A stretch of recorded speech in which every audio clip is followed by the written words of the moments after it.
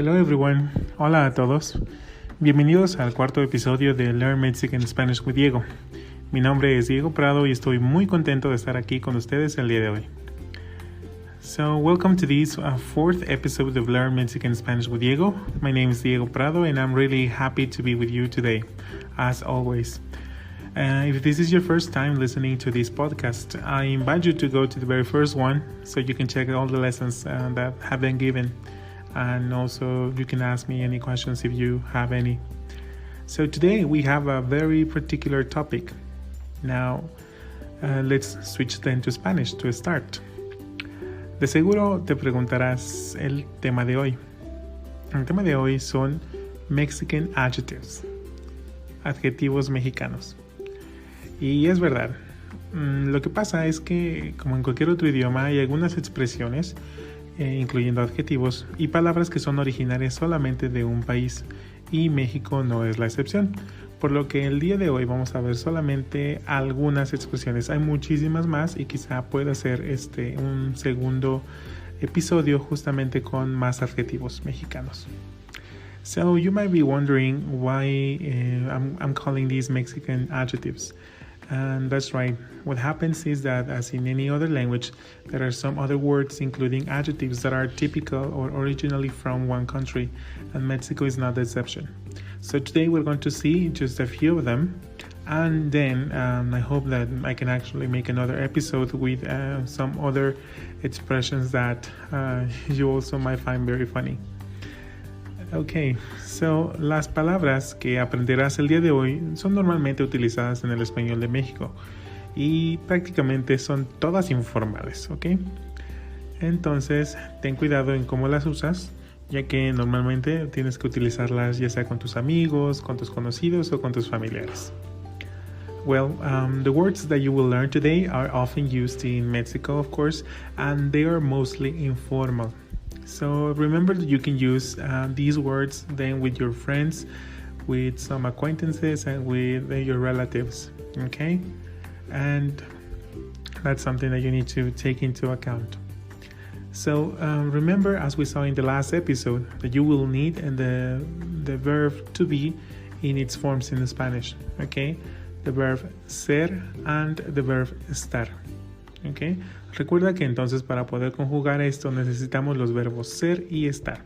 Esto los vimos en el episodio anterior. Entonces, si tienes alguna duda de cómo conjugarlos, te invito entonces a revisar este episodio. So, if you have any questions about how to conjugate the verb to be in Spanish with the two equivalents, ser and estar, I invite you to go to the previous episode so you can just go over it. And then remember, you can always ask me any questions through Instagram or by leaving comments in your podcast service. So, let's start. Entonces vamos a empezar. La primera palabra del día de hoy es padre. Let me say it one more time. Padre. Okay, let me break it down. Padre. And one more time. Padre. Nice. Padre, this word literally means father. This is the formal word for padre. But in Mexico, it's often used to say that something is cool. Okay? So let me just give you one example of what you can say. Okay? Esa palabra, padre, normalmente significa padre o papá. Okay? Y en México, en algunas ocasiones, es utilizado para decir que algo es genial o cool, como diríamos ya en español también. Déjame darte un ejemplo de cómo lo podríamos decir. El concierto estuvo padre. La película estuvo muy padre. What did I say? The concert was cool. Or the movie was cool. Basically, here the word padre is replacing cool. So you can say the concert was padre. El concierto estaba padre. Okay. Also, this word can also be used when someone shows you an object, or when you see or you find something that's really cool. It's common to say, "Qué padre." It's basically when we're saying, "Oh, how cool! How cool is this?" Okay. So then remember, the first word is Padre. Try to say it. Padre. Excellent. Okay. Why don't we move on to the second word? ¿Por qué no continuamos entonces con la siguiente palabra? La segunda palabra es chido. It sounds like, I don't know, you ever said some words in Japanese, but then this word is chido. Chido. Let's break it down. Chido. Chido. Okay. So this word, it's actually very informal as well, and it also means cool, okay? This word, let me tell you something, has some particularities. It has a masculine and the feminine form, and also the singular and the plural forms.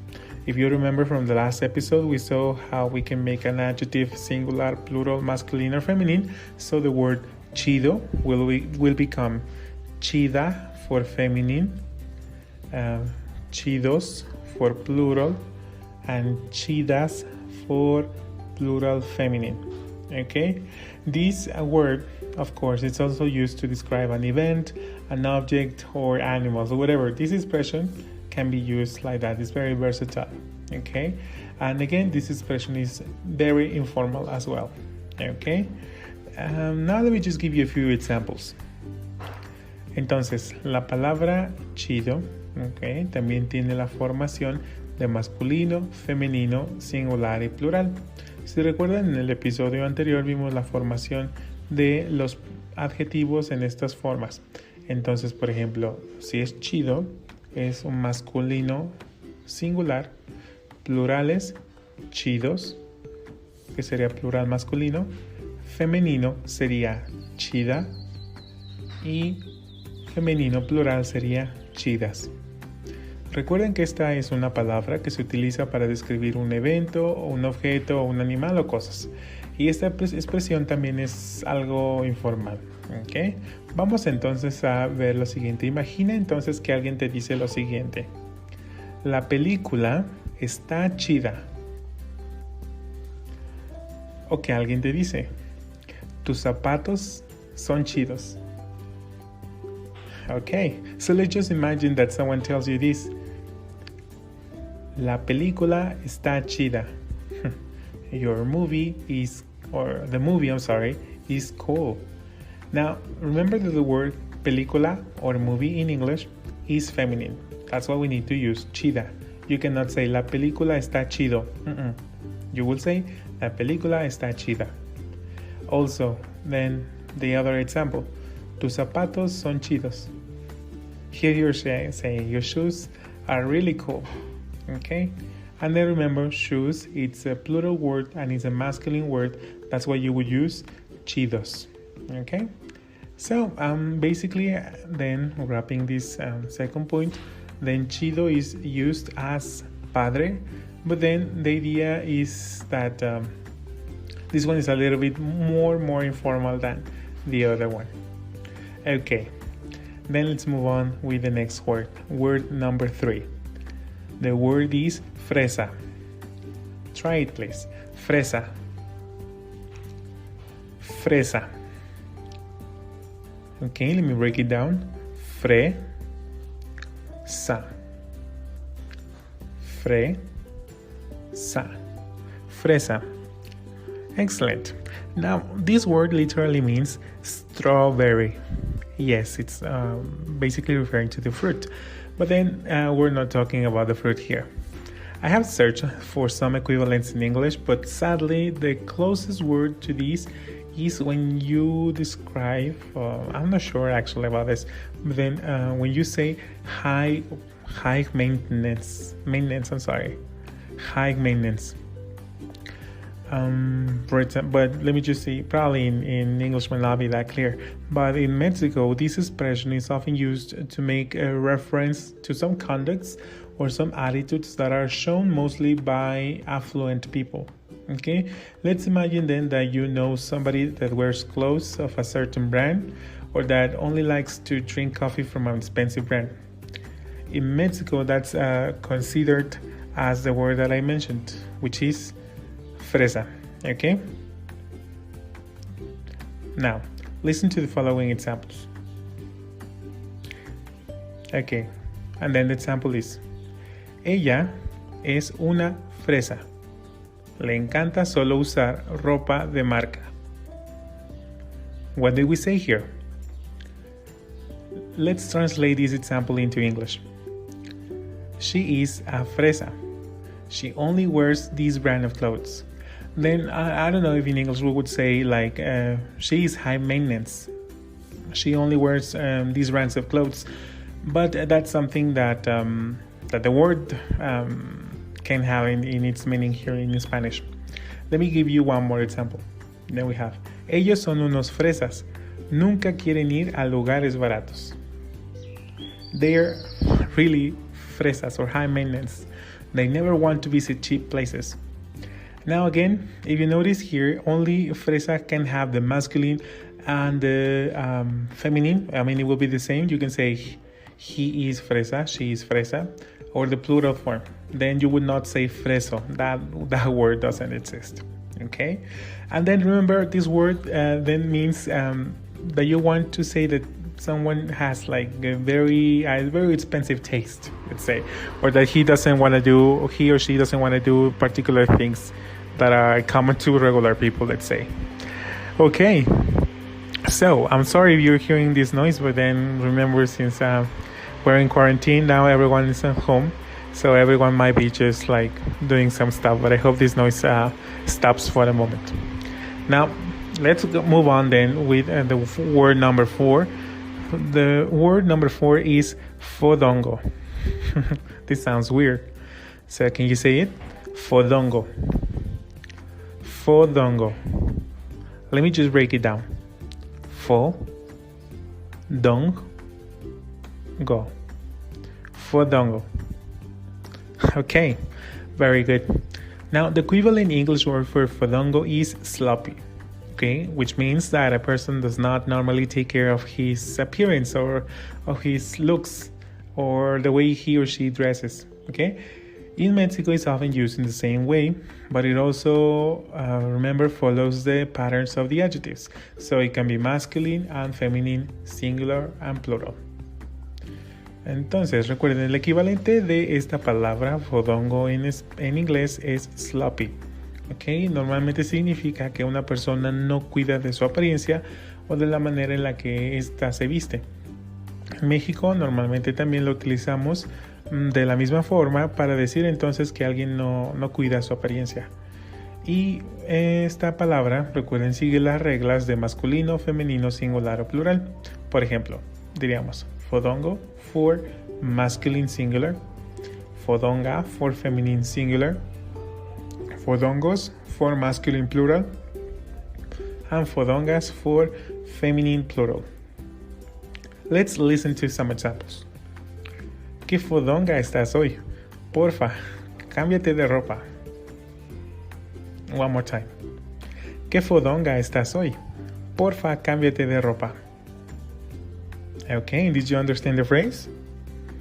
Basically, we were saying, you look really bad today. You look sloppy. Please change your clothes. Let me repeat the example one more time in Spanish. ¿Qué fodonga estás hoy? Porfa, cámbiate de ropa. Now, if you notice, we use the word fodonga, which means feminine. And then, here we were referring to she. Okay, very good. Let me just give you one more example. Then we have: el fodongo de mi hermano anda en shorts todo el día. One more time. El fodongo de mi hermano anda en shorts todo el día.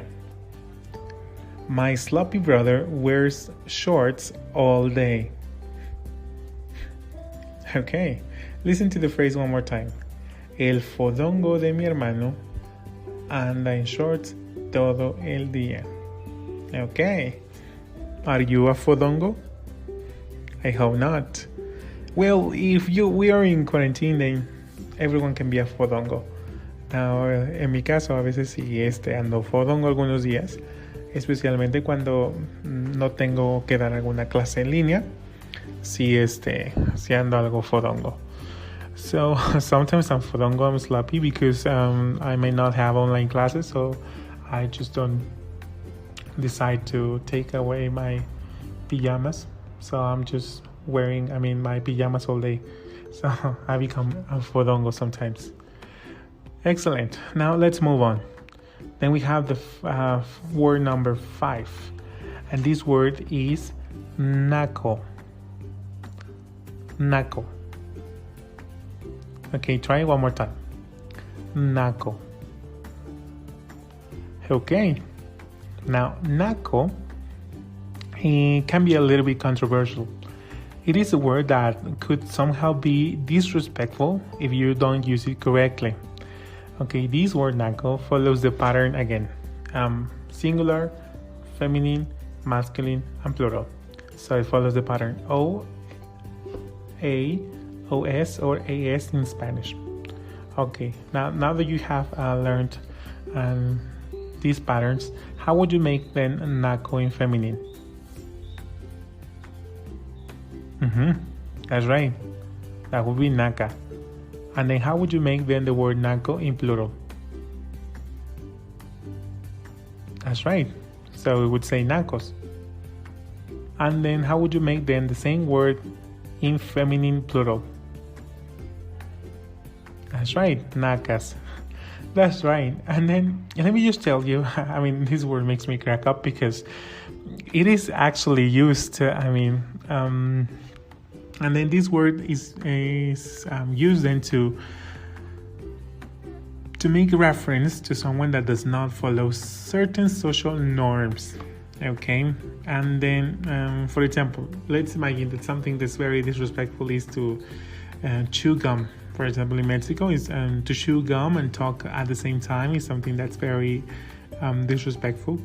So then you can say, que naco, que naco. It's like, oh, you're such a naco. Eres un naco. Or for example, I'm just telling you this because this is something that applies here in Mexico. Probably wherever you are listening to me from is it might be different. Now, for example, if a person wears tennis shoes in a formal event, then someone in Mexico can say, que naco, or mira que naco. Okay, so here we're using the particle que to intensify the adjective. And then remember just that the word que intensifies the adjective to say how. Okay? Now, as I said, this can be used in any way, but even you can use it with your relatives. And when you use it with your relatives or with your friends, it may not sound so aggressive and not so offensive. For example, let's imagine then that your brother or your sister says something inappropriate to you. So then you can just say, no seas naco. No seas naco. Basically, we are just saying in English, don't be a naco. I couldn't really find an equivalent for this word in English. If you know it, then I would appreciate your comments. But then, if you have it, then I would appreciate. Then if you know a word in English that has this equivalent, I would appreciate this comment. So, entonces recuerda que esta palabra puede ser utilizada también con tus parientes o con algunos amigos y no necesariamente es algo agresiva. Por ejemplo, vamos a imaginar que tu hermano o tu hermana te dicen algo que es inapropiado. ¿Okay? Puedes decirle, no seas naco. ¿Okay? O no seas naca. Y bueno, como les comentaba, no encontré un equivalente de esta palabra en inglés, pero si ustedes conocen alguna, por favor, compártanla conmigo, y si pueden, compártanla conmigo en Instagram. Okay, then let's just move on. Let's move on to phrase number 6. Then the word is metiche. Try it, please. Metiche. Metiche. One more time. Metiche. Let's break it down. Metiche. Metiche. Excellent. Now, this word means nosy, or someone who loves to gossip. Now, this adjective, in comparison to the others, is neutral, so it can be only used in singular and plural. Okay, you will not use a or o to make it masculine or feminine. You will use the word metiche for he and for she. For example, you can say, wow, qué metiche eres. Then we're using metiche for you, because then you're saying you eres. Okay? Oh, wow, qué metiche es ella. Wow, she's very nosy. She's very nosy. Oh, wow, you're such a nosy person. Qué metiche. Or then you can say, oh, my neighbors are nosy. Mis vecinos son metiches. Okay, so this word is kind of funny. And then there is actually another variation for this word. Now, I live in an area which is very close to Mexico City, which is the capital. And then I basically live around a 2-hour drive. Yeah, let's say 2 to 4 hour drive, depends. And then some variations of these words might be heard. For example, another word that's equivalent to metiche can be meche. Can you try it? Meche. Meche. That's right. It's like you took away the T. Okay? So, now in this case, this word meche means the same as metiche, and it follows the same rules. Okay? It can be used with basically anyone that is, with everyone, and it's not offensive. Okay? You can even use it with your mom, for example. And then, or with your father, even if they're older. Then you can say, oh, no seas metiche, no seas meche. And then we're saying, don't be nosy. Very good. Let's move on then. We just have 4 more words. We only are going to check 10 today. Now the next word is sacaton. Sacaton. Yeah, it has an accent at the end. Sacaton. Okay, let me break it down. Sa, ca, ton. Sacaton. Okay, now this word means coward, and we use it in the same ways as we would use them in English. Now the formal word here is in Spanish is cobarde, cobarde, which is the regular equivalent to coward. Now this word then is usually used mostly for men. Okay, and then you might hear some women say it to other women, then you would say sacatona, but it's not commonly heard. Let's just listen to some examples. No seas sacatón.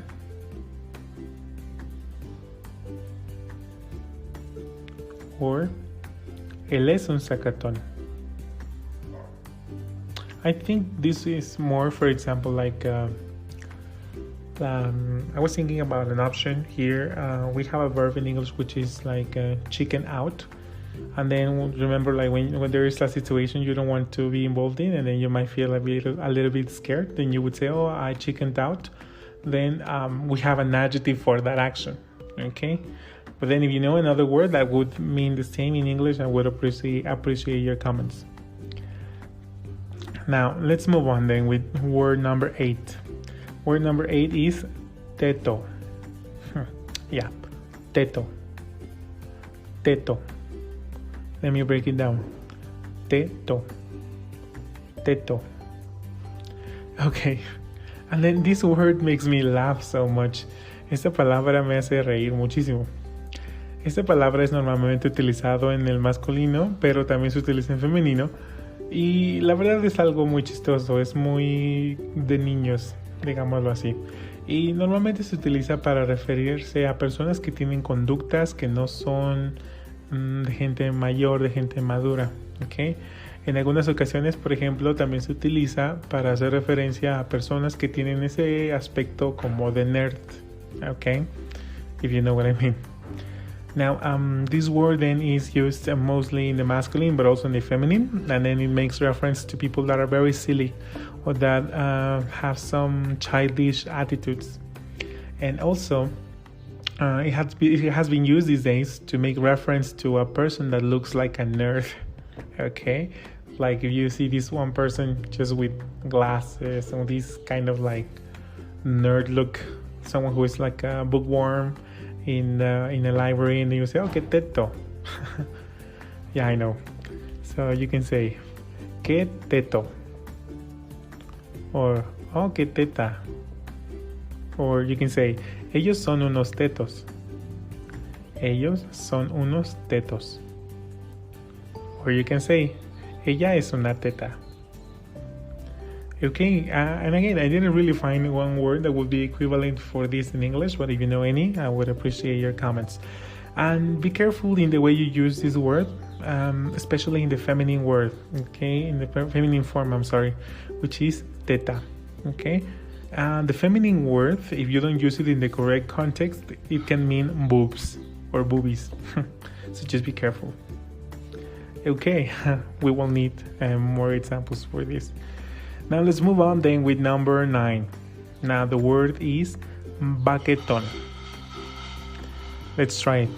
Baquetón. Baquetón. And then the feminine, baquetona. Baquetona. Okay, and this is another word that actually makes me laugh a lot. This word baquetón means that a person is very lazy and that this person is actually proud of being lazy. Okay, esa es otra palabra. La palabra baquetón o baquetona me da mucha risa. Y en general se utiliza para describir a una persona que es muy floja y que incluso es orgulloso de serlo. ¿Por qué no escuchamos algunos ejemplos? Let's listen to some examples. Ellos son unos baquetones. Ellos son unos baquetones. The equivalent will be, they are very lazy. Or listen to this one. ¿Qué baquetona eres? Ponte a hacer algo. You are so lazy. Do something. Listen to this one more time. ¿Qué baquetona eres? Ponte a hacer algo. You're so lazy. Do something. Ok, esta palabra no es ofensiva de ninguna manera y la puedes utilizar con tus amigos o con cualquier persona en realidad que conozcas. Y, por ejemplo, si alguien está en su casa nada más perdiendo el tiempo, puedes decirle, no seas baquetón.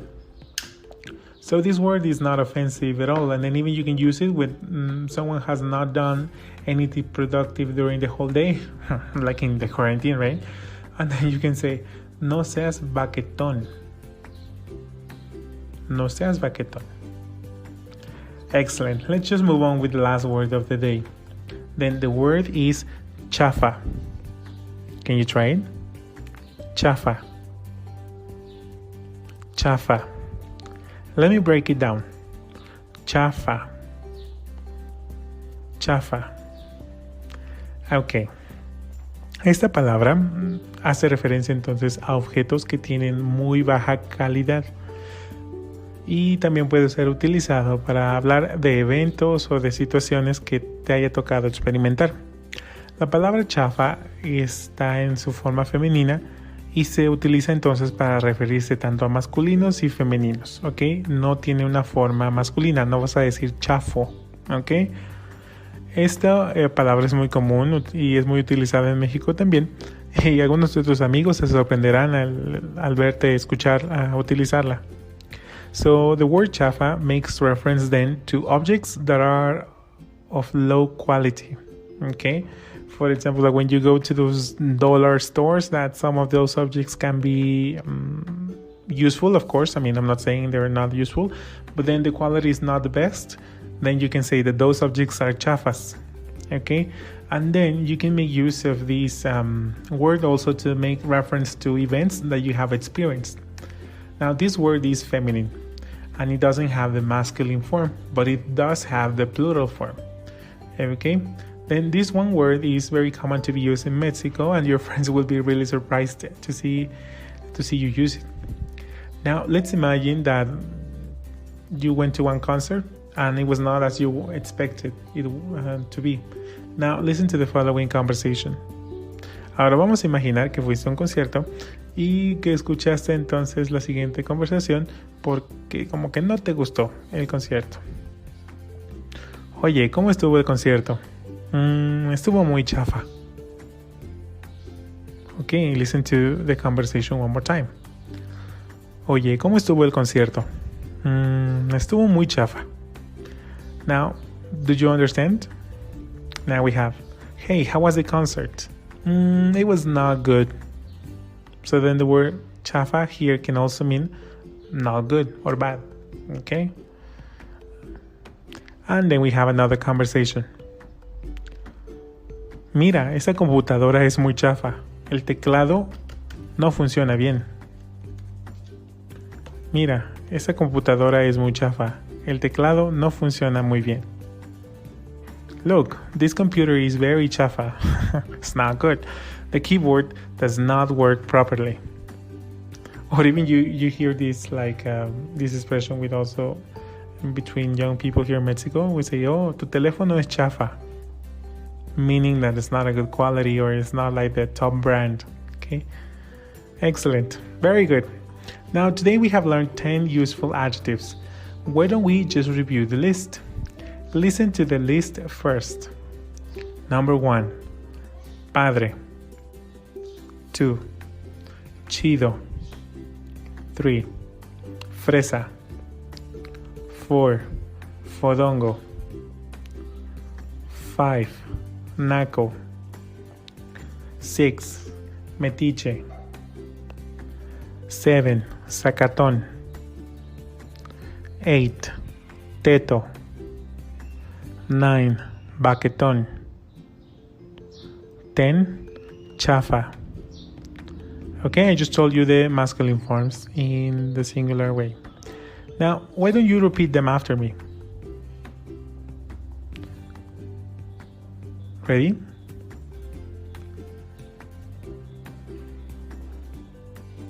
Uno, padre. 2, chido.